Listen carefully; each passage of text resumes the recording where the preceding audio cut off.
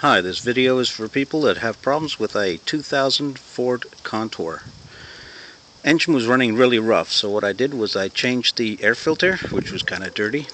I cleaned the mass air flow sensor. It was dirty too. I cleaned the throttle body, which is underneath here, and it was okay actually, and the idle control valve.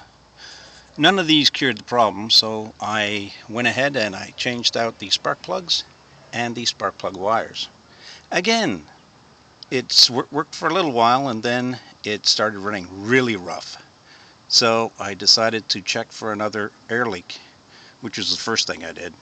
Couldn't hear anything because the engine was running so rough. Found there was a bad hose connecting from the PCV valve to the intake manifold. So I removed that, I got a new part, put it on, and it's purring like a kitten, and the engine check light is off. I want to thank everybody on YouTube that posted other videos helping me diagnose the problem. Okay, thank you very much for watching, and good luck with your repair.